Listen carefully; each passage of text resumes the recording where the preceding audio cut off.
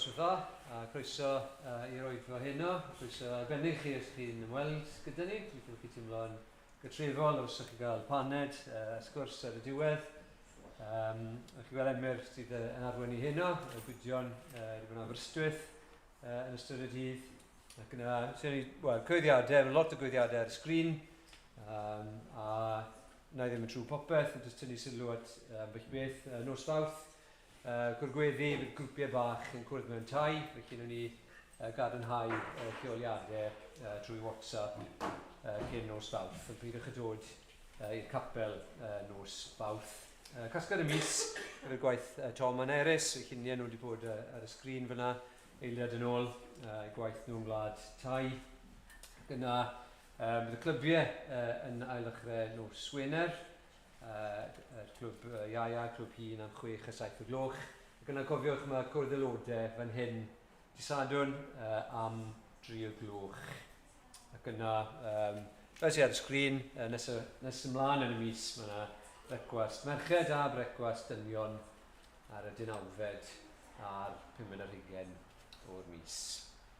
Felly, dyma yna'r cyhoeddiadau pwysicaf yn cynnig, gwneud chi ni droi at yr arglwydd yn gweddi. Diolch i ti o arglwydd am dy ddaioni di tuag ato ni. Ni wedi profi gymaint o bethau da yn ystod y dydd. Diolch ti am ddwrnod o orffwys. Diolch i ti am gyfle i ymlacio. Diolch am yr hyn glywon ni bore yma. Cymaint o ddeithineb sydd yn dair di. Ac ym mhob hanes. Dyn ni feddwl am Job, dyn ni feddwl hyn am Joseph. Bod ni yn gweld dy ras di. A gweld i'r agwedd i Grist mhob hanes. Ac ni'n gwyddio nawr, ni ddod at air di. Helpa ni nawr i ddarllen deiriau di yn ofalus, goddifri. Ac ni'n gwyddio fy ni'n gweld pethau newydd, gyffroes yn dair di. Ac bydde ni yn ei ddysgu yno, newid y ffordd ni'n meddwl. Yn dwy'n ni'n agosach at y ti. Ac yn beri bod ni eisiau dy wasanaethu di'n well, a bod ni'n rhyfeddu fwy at y ras y dygariad i tuag ato ni. Ni'n meddwl nawr am gyfrisi eraill sydd yn agos at ein clonau ni, ac ni'n meddwl am y gwydion yn Aberystwyth, yr eglwys yna, a bob man lle mae'r Efengil wedi cael ei esbonio yn glir heddi. Ni'n gwyddio arglwydd bydd dy ysbryd i yn dwy'n llwyddiant ar y gair yna, ac byddwn ni'n clywed am drwydigaethau, ac bydde ti mewn ffordd dawel yn newid y bobl, yn sancteiddio ni, yn golygu bod ni yn caru'r byd yn llai, yn dygaru di yn fwy, a bod gyda ni fwy o faich dros bobl yn gwmpas ni, a mwy o dysturi, a mwy o awydd i dy wasanaethu di, a gweld ein Iesu Grist yn cael y clwd mewn ei heiddi. Bydd gyda ni nawr, a helpa ni i deddoli di mewn ysbryd a gwirionedd. Amen. Dewi. Mae gennym ni Efengil. Mae gennym ni newyddion da. Chi'n credu hynny? Mae dyn ni reswm i lawenhau heno yma. Ni'n mynd i ganu chydig am hynny i ddechrau rhif 127. Newyddion braf a ddaeth i'n bro. Hwy heiddent gael ei dwy'n ar go. Falle bod chi'n meddwl heno, wel, fe wedi bod yr capel unwaith. Pan bod ni angen dod ail dro? Wel, achos mae'r Efengil sydd gyda ni werth i gofio. Mae werth canu amdano, mae werth i ddathlu. Mae gennym ni arglwydd sydd yn heiddi ein mawl. Mae'r Iesu wedi cario'r dydd. Caiff carcharorion fynd yn rhydd. Mae Iesu Grist o'n hochor ni. Fe gollodd fe'i waed yn llu. Trwy'r rinwedd hwn, fe'n dŵg yn iach i'r ochr draw ymhen gronyn bach.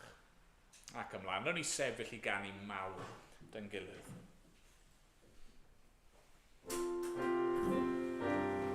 Yes.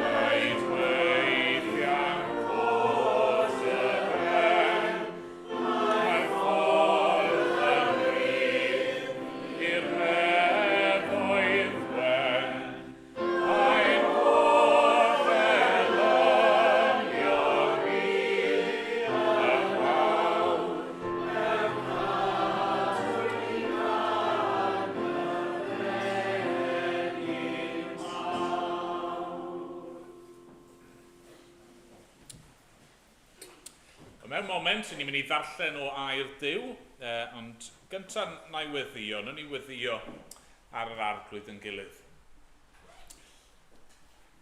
O Dduw ein tad a thad ein harglwydd Iesu Grist, i ni am ddiolch i ti nawr am yr efengil sanctaidd. Diolch fod na newyddion da. Diolch fod yr arglwydd Iesu Grist wedi rhoi ei waed yn llu mwyn prynu ryddid i ni. Diolch bod ni yn gallu dod fel petai o carchar ein pechod ac arglwydd ein gosod i eistedd gyda Christ yn y nefolion leoedd. Diolch arglwydd un dydd pan cawn ni dyweld di byddwn ni ddim yn gwynebu condemniad ar ddydd y farn, ond yn hytrach cawn ni rannu yng ngogoniant yr arglwydd Iesu. O, diolch amdano fi. Diolch fod yr maddeuant yma, a'r bywyd yma, ar gael i bob un sy'n credu. Heb wahaniaeth arglwydd, dim ots pwy ydyn ni heno. I ni'n gallu dod trwy ffydd yn yr arglwydd Iesu at ti. O da, diolch i ti am y pethau hyn.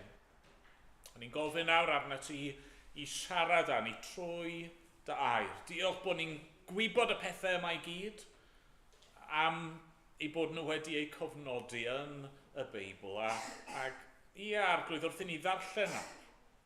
Gad i ni glywed dy lais di yn siarad â ni os gweli di fod yn dda. Amen bod ni'n gofyn yn enw yr arglwydd Iesu. Amen. Amen. Yn darlleniad ni heno yw Genesis pennod 40.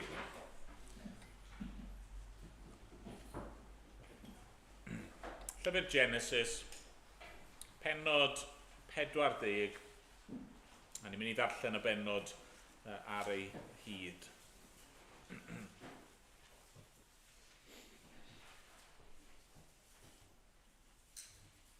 Dyma air Duw. Wedi'r pethau hyn, troseddodd trilliad a phobydd brenin yr Aifft yn erbyn ei meistr, brenin yr Aifft.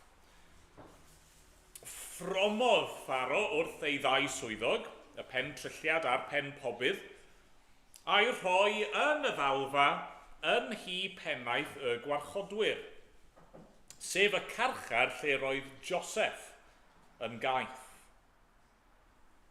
Trefnodd pennaeth y gwarchodwyr i Joseph ofalu amdanynt a gweini arnynt.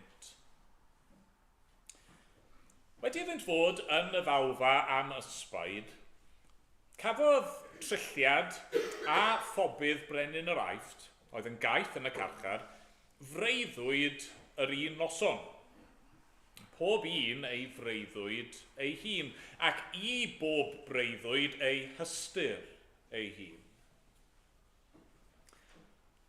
Pan ddaeth Joseph atynt yn y bore, ac edrych arnynt a'i gweld yn ddi-hwyl, gofynnodd i swyddogion Pharo, a oedd gydag ef yn y ddalfa hi ei feistr, pam y mae golwg ddigalon arnoch heddiw?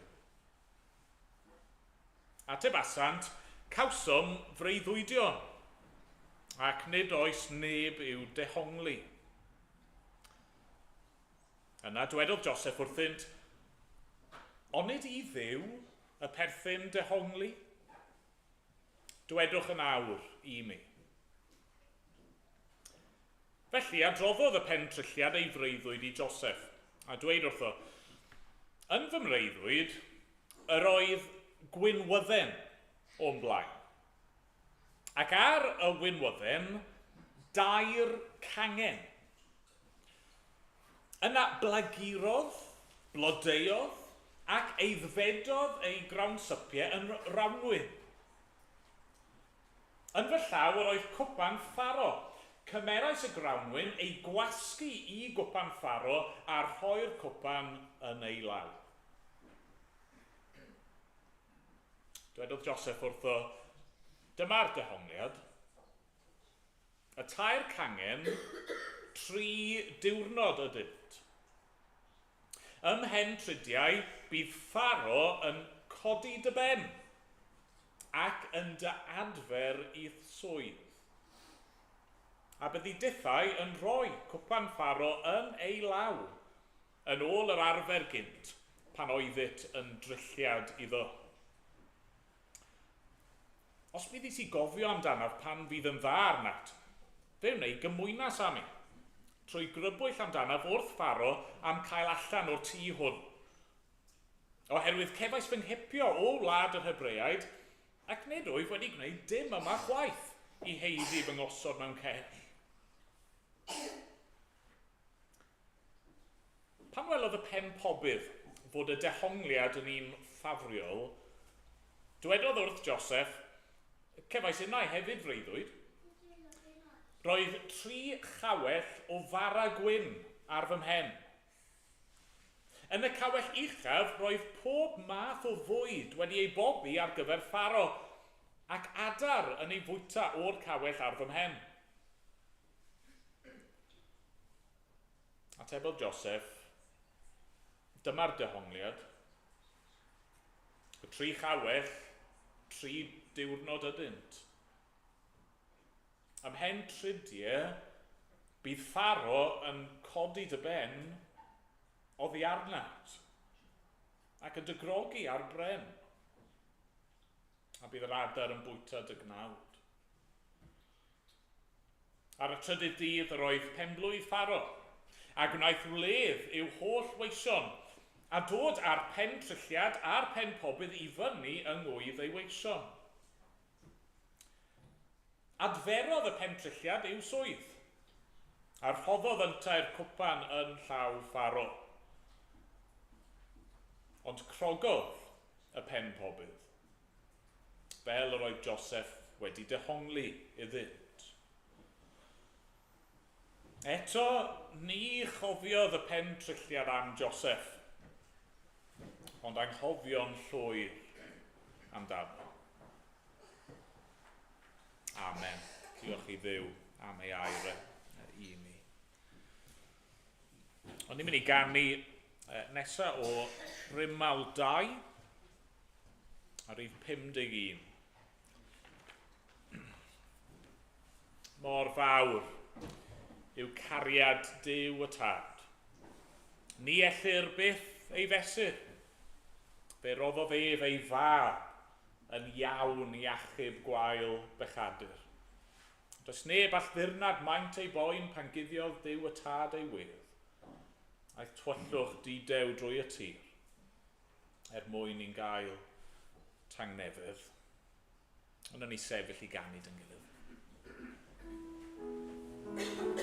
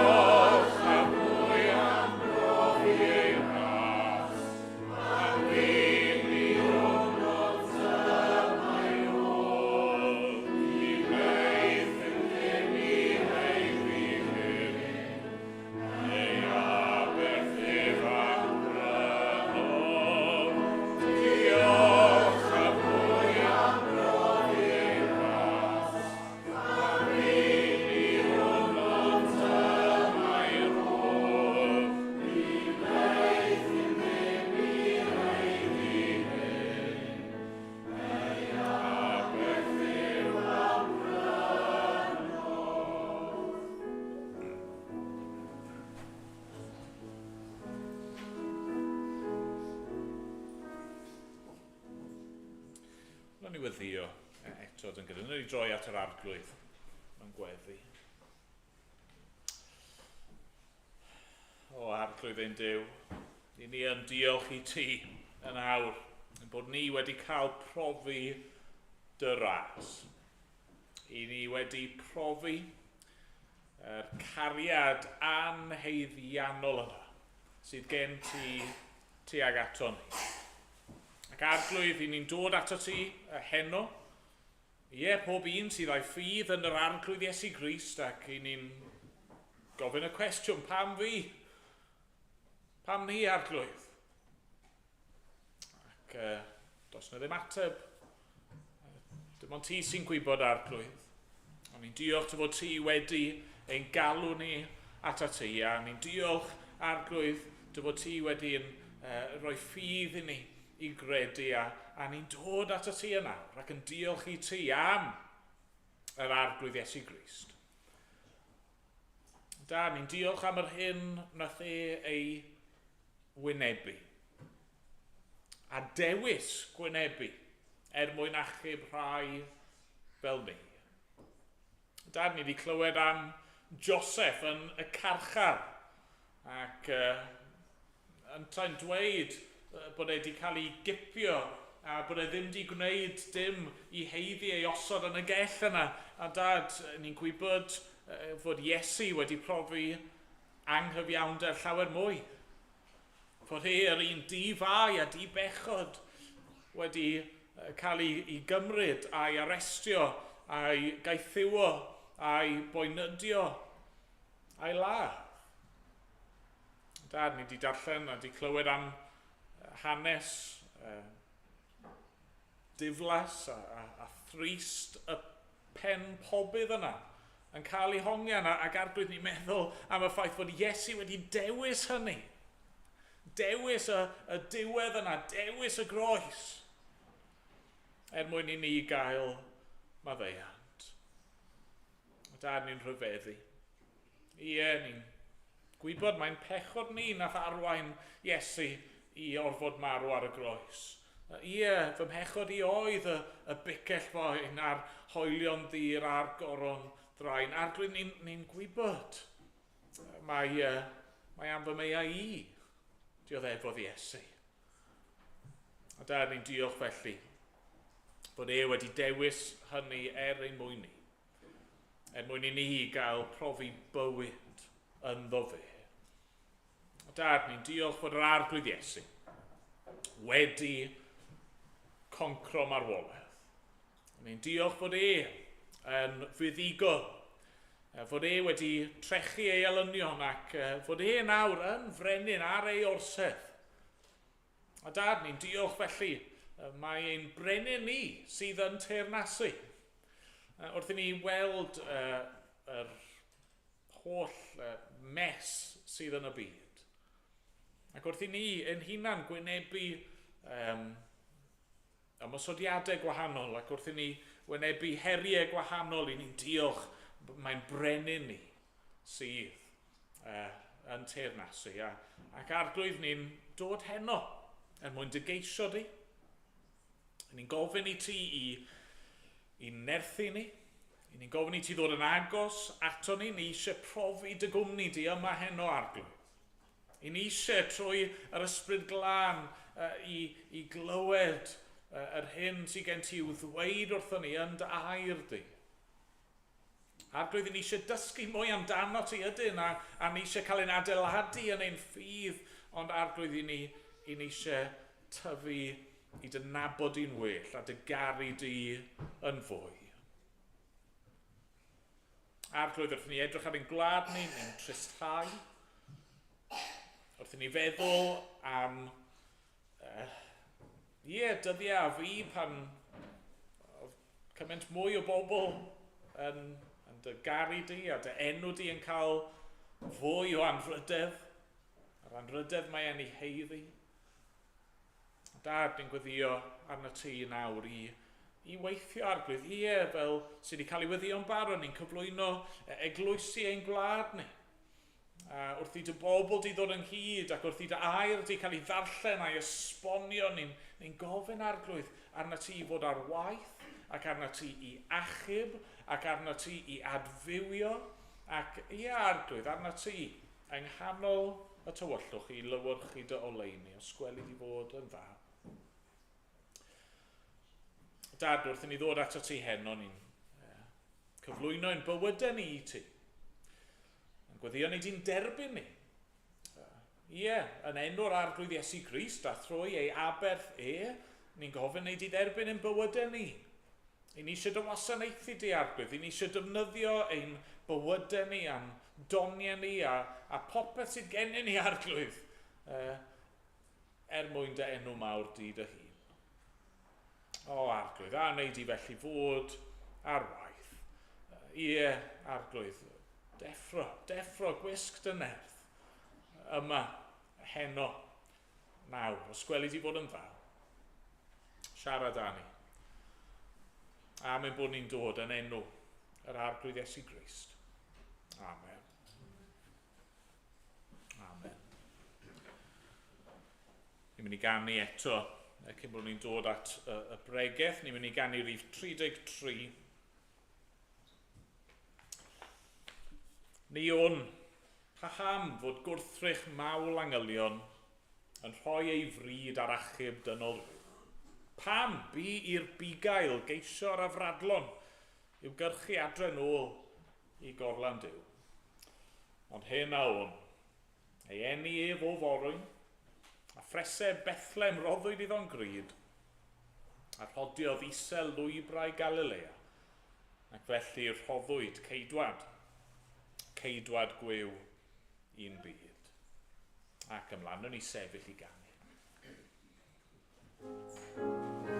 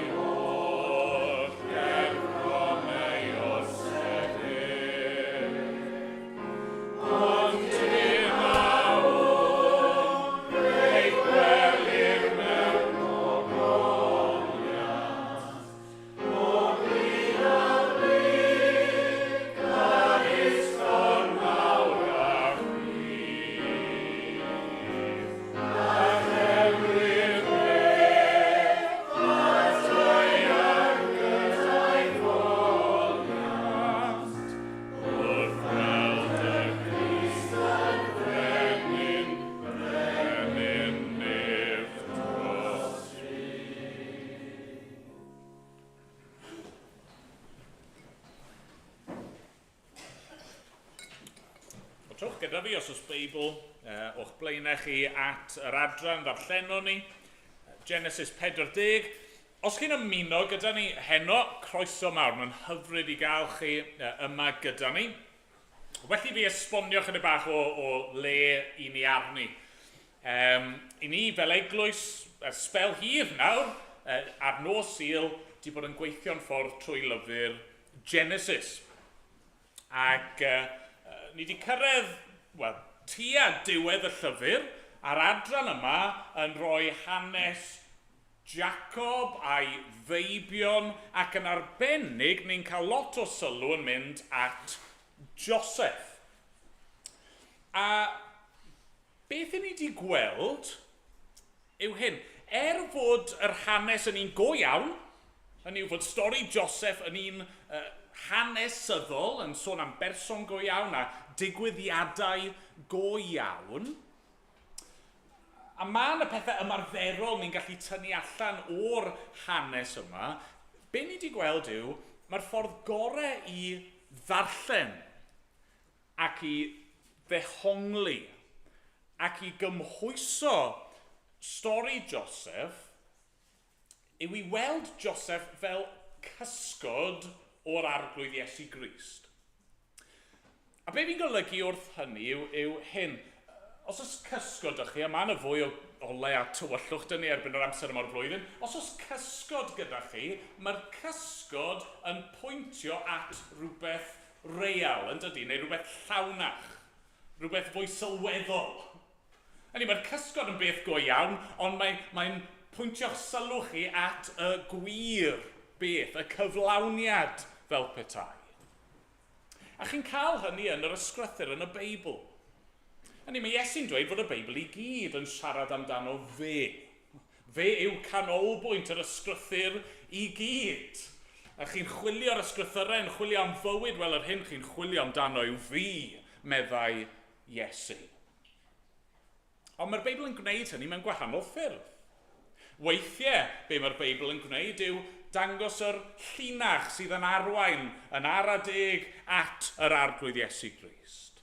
Neu weithiau gewch chi rhan o'r ysgrythur sydd yn broffwydoliaeth. Mae rhywun yn dweud, bydd y Meseia'n cael ei eni yn y fan ar fan, a bydd hyn a'r llall yn digwydd. Neu mae gennych chi hanesion trist yn yr Beibl, sy'n dangos ein hangen ni am waredwr. Neu mae gennych chi pethau fel hyn, yr cysgodion yma. Cymeriadau neu pethau neu digwyddiadau sydd mewn ffordd yn paratoi ni ar gyfer y sylwedd, y cyflawniad, sef Iesu. A dyna sy'n wir am Joseph. Oedd yn berson go iawn, ond wrth i ni edrych ar ei fywydau ac y pethau ddigwyddodd iddo fe, mae'r digwyddiadau a'r cwbl yn pwyntio ymlaen at Iesu. At ei berson ac at ei waith ac at ei fywyd A ni'n mynd i weld hynny mewn ffordd arbennig gobeithio heno. Be sy'n digwydd yn y bennod yma? Mi'n siŵr bod chi'n gyfarwydd â stori Joseph yn gyffredinol, falle bod y bennod yma'n llai cyfarwydd. Mae Joseph, fel ni wedi clywed, yn y carchar. Mae wedi cael ei werthu gan ei frodyr ei hun, mae wedi cael ei gario ei wlad ddieithwr, mae wedi cael pobl yn dweud celwyddau amdano, a felly mae e nawr yn y carchar. Mae'n un ystyr ar y pwynt isaf posib. Ond oherwydd ei gymeriadau, oherwydd ei ddoniau, ni'n clywed bod Joseph yn gwasanaethu. Mae yn trial gwasanaethu'r arglwydd hyd yn oed yn y carchar yn dydy. Ac un dydd mae yna ddau garcharwr newydd yn dod. Dau ddyn pwysig o lys y brenin. Y cyntaf yw y trilliad. A falle bod chi ddim yn gyfarwydd ar gair yna, ystyr y gair yn Saesneg yw cupbearer. Gair posh am butler. Hynny yw un oedd yn gyfrifol am sefyll Ar bwys y brenin, paratoi ei ddiodydd, ei win, sicrhau bod y peth yn saff, falle i yfed, bod neb wedi gwenwino fe, ond sicrhau hefyd bod y gwin yn dda, a bod y brenin yn derbyn y gorau. Rôl pwysig. Yna mae ydych chi'r pen pobydd. Gobeithio bod chi'n gwybod beth yw pobydd, os nag i chi, mae eisiau chi ffind o mas. Pobydd, yr baker. Yr un oedd yn gyfrifol am sicrhau y pethau oedd yn cael eu pobi, yr bara ac yr cacennau, a'r holl melysion, a sicrhau bod y brenin yn cael y gorau o'r pethau hynny hefyd. A felly mae'r ddau ddyn yma, oedd ar un adeg ym mhresenoldeb y brenin, nawr yn y carchar, ac yn aros am y ddedfryd, be sy'n mynd i ddigwydd iddyn nhw. Ni ddim yn gwybod be maen nhw wedi gwneud. Yr awgrym yw bod nhw yn eog, bod pharo wrth ffromi atyn nhw, wrth mynd yn grac gyda nhw. Hynny, mae yna eogrwydd yna. Dyn nhw ddim yn ddi-eog, maen nhw wedi gwneud rhywbeth o'i le. Maen nhw wedi syrthio o'i stad hyfryd i'r gell. Maen nhw'n heiddi bod yna, a maen nhw'n aros nawr i weld beth fydd ei diwedd nhw. Mewn un ystyr, beth sydd yn ni fan hyn wrth gwrs yw darlun o sefyllfa ni fel pobl yn dyfa. Hynny, falle bod chi'n gweud, wel, hang on, sa'n drilliad, sa'i wedi bod gerbron unrhyw pharo, sa'n hoffi pobi sourdough hyd yn oed, na ddim dyna fi'n golygu, be fi'n golygu yw hyn. Mae'r Beibl yn dweud, mae'n sefyllfa ni fel dynoliaeth yw ar un adeg, roedden ni fel pobl yn gallu sefyll gerbron Duw ei hun. Ie, nôl ar ddechrau llyfr Genesis, dyna oedd stad Adda ac Efa yn dyfa. Ond nhw'n cael cwmni yr arglwydd, ond nhw'n cael cerdded yn presenoldeb Duw yng Ngardd Eden, ac oedd popeth ganddyn nhw, ac oedd popeth yn dda. Ac yna, dyma nhw'n pechu. Hynny yw, nid camgymeriad, nid bod rhywbeth, bod pharo fan hyn yn grac un dydd, neu bod Duw yn grac yng Ngardd Eden. Mae Adda ac Efa yn pechu, a maen nhw'n heiddi cael eu taflu allan o'r ardd. Ac felly i ni nawr fel dynoliaeth, fel pobl, i ni dan gondemniad Duw. I ni'n eog, i ni'n gaeth, ni'n garcharorion, ni'n gaeth i'n pechod ni. Ni methu dianc, ni methu ryddhau yn hun. Ni wedi roi'r enghraifft yma gymaint o weithiau bydd llawer ohonoch chi wedi clywed fi'n dweud hyn o'r blaen. Os chi ddim yn credu fi bod chi'n gaeth i bechod, stopiwch pechu. Cael her i chi. Just am heno. Just am yr wythnos on. Just rowch e lan. Os chi ddim wir yn gaeth i bechod, i roi'ch hunan cyn Duw a cyn pawb a phopeth arall, yna peidiwch pechu am wythnos. Ac os chi'n trio, ac os chi'n onest, bydd rhaid i chi'n gyfadde, yna dyma ein sefyllfa ni. I ni yn sefyllfa yr trilliad a'r pobydd. Ni fel petai'n byw ein bywydau ni dan gysgod dydd y farn. Be mae'r brenin mynd i weid? Beth sy'n mynd i ddigwydd i ni? Pan fyddai farw? Pan fyddai'n gorfod gwynebu Duw? Pan fyddai'n gorfod rhoi cyfrif am fy mywyd i? Beth fydd fy niweddi? Ond yna ni'n clywed fod y ddau yma yn y carchar yn cael breuddwydion. A maen nhw'n ymwybodol, ni wedi clywed am freuddwydion o'r blaen yn llyfr Genesis yn do. Maen nhw'n ymwybodol nid just chydig bach o caws yn rhy hwyr yn y nos sydd wedi rhoi breuddwydion od iddyn nhw. Na, maen nhw'n ymwybodol mae rhywbeth i digwydd fan hyn. Mae yna rhyw ystyr fan hyn. Mae'n wir, mae Duw yn yr ysgrythur ar y degau yn siarad â phobl mewn breuddwydion.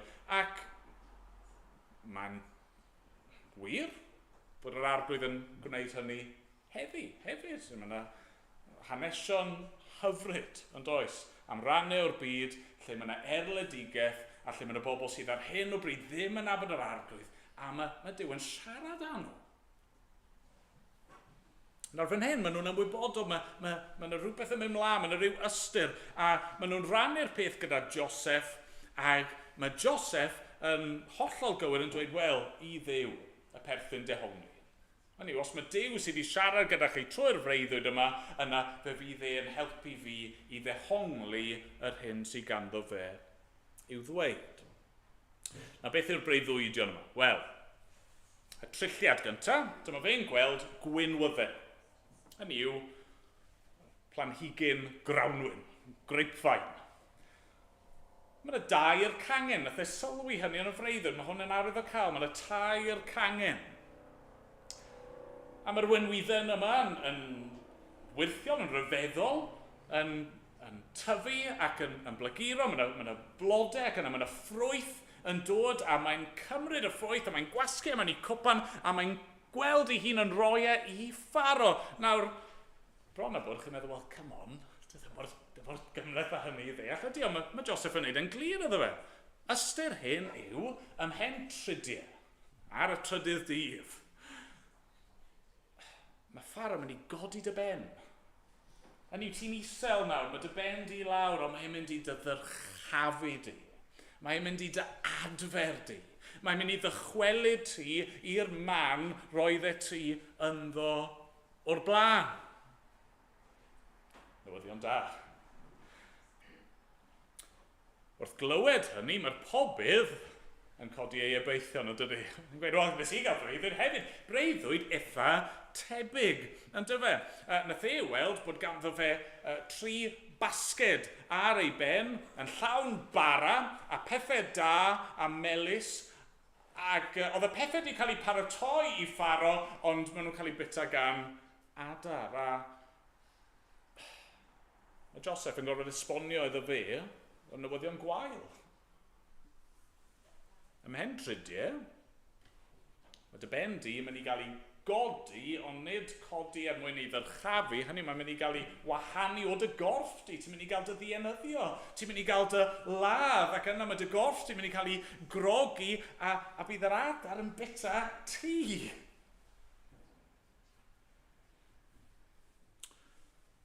O'ch chi'n gweld unwaith eto, mae profiad y ddau ddyn yma, sefyllfa'r ddau ddyn yma'n adlewyrchu'n sefyllfa ni, yn dydyn nhw. Mae'r Beibl yn dweud bod y ddynoliaeth i gyd yn naturiol o dan farn Duw.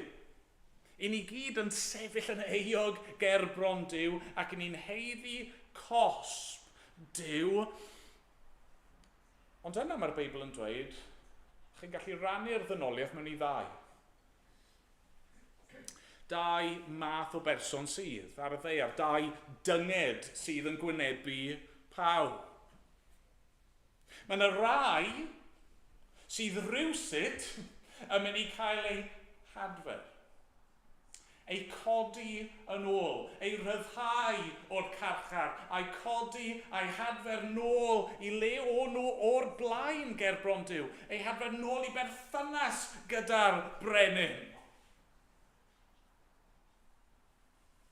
Mae yna rai sydd yn mynd i wynebu y gosb, maen nhw'n ei heiddi. Mae yna rai sydd yn mynd i gael treulio tragwyddoldeb yn mwynhau cariad a bendith Duw, a mae yna rai sydd yn mynd i treulio tragwyddoldeb yn profi cosb a melldydd.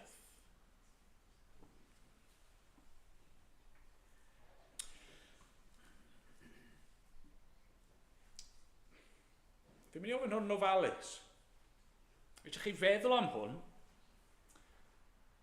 Pa un o'r grwpiau hynny sydd yn eich disgrifio chi ar hyn o bryd? Peidiwch ateb yn syth. Achos falle bod ni'n darllen y ran yma o'r hanes nawr, stori Joseph, Ni'n clywed am y trilliad, ni'n clywed am y pobydd, mae'r ddau yn nhw'n eog, mae'r ddau yn nhw di ymddwyn yn yr un ffordd, maen nhw'n heiddi yr un peth, ond am ryw reswm, mae'r trilliad yn cael maddeuant a mae'r pobydd ddim. A chi'n meddwl bod hwnna jyst ddim yn deg. Pan bod Ffaron yn maddau un ac yn cosbi y llall. Ond mewn ffordd, ni ddim yn gwybod ydyn ni. Ni ddim yn gwybod beth oedd yn mynd trwy feddwl Ffaro a pam bod e'n ymddwyn fel nath e. Ond dyma lle chi'n gweld, mae cofio, mae cysgod sydd gyda ni fan hyn yn help. Chi'n gweld beth sy'n wir am Joseph fan hyn? Mae e yna yn sefyll rhwng y ddau ddyn yma. Mae'n gallu dweud wrthyn nhw be maen nhw'n gwynebu, ond dwi ddim yn gallu gwneud dim i'w helpu nhw ydy e. Mae'n gallu esbonio'r breuddwydion, mae'n dweud dyma sydd ddod y flaen di, ond dwi'n methu newid i sefyllfa nhw o gwbl. Nawr gwrandewch ar hyn. So os Beibl, dych chi trowch i Luc, pennod 23. Lle ni'n clywed am yr arglwydd Iesu Grist. Yr un gafodd ei fradychu, a'i gamdrin, bod e ddim yn heiddi hynny o gwbl, mae'n cael ei gondemnio, a mae'n cael ei anfon i'w groeshoelio. Ni'n darllen yn adnod 32, deithpwyd ag eraill hefyd. Dau droseddwr yw dienyddio gydag ef.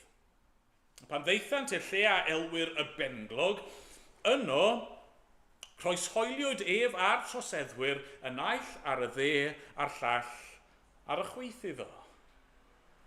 Chi'n gweld beth sydd dynnu fan hyn? Dwi'n sôn am gyfarwydd i chi.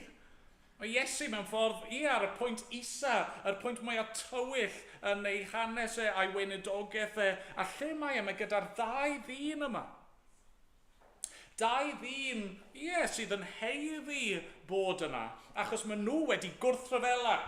Maen nhw wedi gwrthryfela yn erbyn Cesar, maen nhw wedi gwrthryfela yn erbyn Duw, a maen nhw'n cael eu condemnio, ond yna ni'n darllen hyn. Neidiwch chi adnod 39.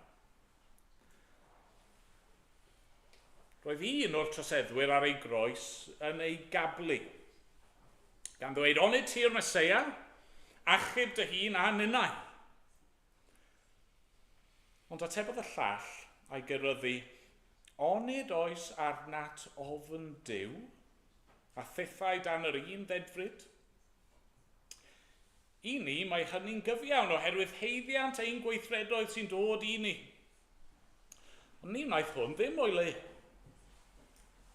Yna dwedodd, Iesu, cofia fi pan ddoi i'r deyrnas. Atebodd yntai, yn wir, rwy'n dweud wrthyt, heddiw byddi gyda mi ymharadwys. Mae mor debyg mewn un ystyr, nag yw e? Mae gymaint o parallels.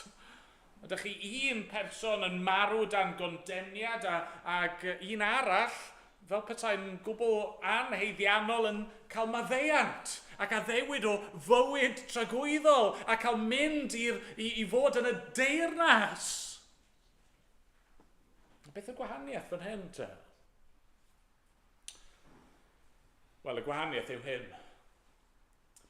Oedd Joseph ddim di dewis bod yn y carchar. Chi'n cofio fe'n gofyn i'r trilliad o pan ti nôl yn y palas, neu di gofio amdano fi. Dyna wedodd Joseph. Fan hyn, y lleidr sy'n gofyn i Iesu, cofia fi. Cofia fi. Lle oedd Joseph yn gwybod beth oedd yn mynd i ddigwydd, ond oedd e'n analluog i newid dim ar y sefyllfa, be ni'n gweld fan hyn yw Crist wedi dod i ganol ein tywyllwch ni, dod ochr yn ochr â ni yn ein condemniad a'n hangen ni, a mae'n gallu achub.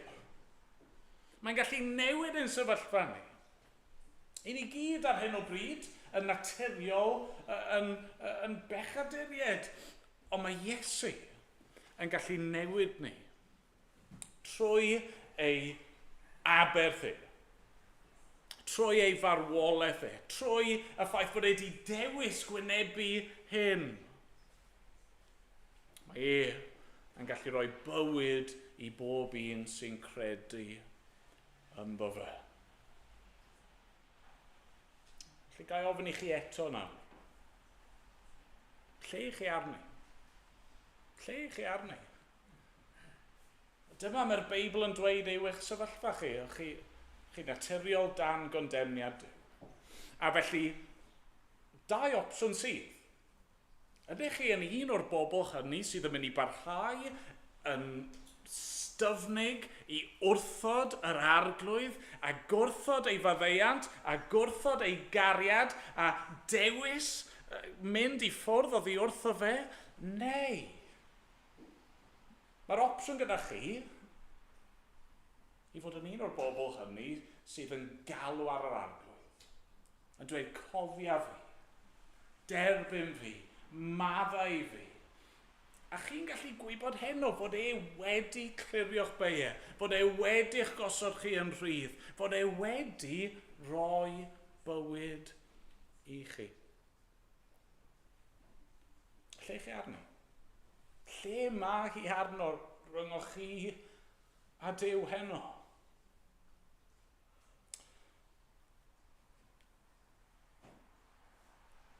Oedd y trilliad ar pobydd efo tridiau. Oedd y lladron neu'r troseddwyr ar y groes ddim efo cymaint o hynny. Pwy a oer? Pwy a oer? Faint o amser sydd gennym ni yn weddill? A dyw rhywbeth fel hyn ddim yn rhywbeth i'w roi i ffwrdd. Mae'n rhywbeth i wneud, rhywbeth amdano fe nawr. Y newyddion da yw gredu nawr. Diolch iddo. Amen. Amen.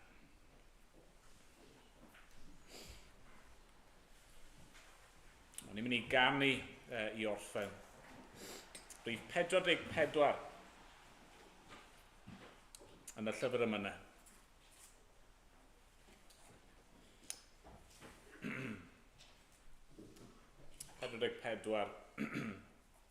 Fe enaid bendithiau'r arglwydd, a chofiau holl ddoniau o hyd. Maddeuodd dy holl anwireddau, iachawdd dy lesgedd i gyd. Gwaredodd dy fywyd o ddistryw, a gras coronodd dy ben. Diwallodd dy fwrdd a daioni, at seiniau'r ei fawr hyd yna. Na ni sefyll i ganu. Oh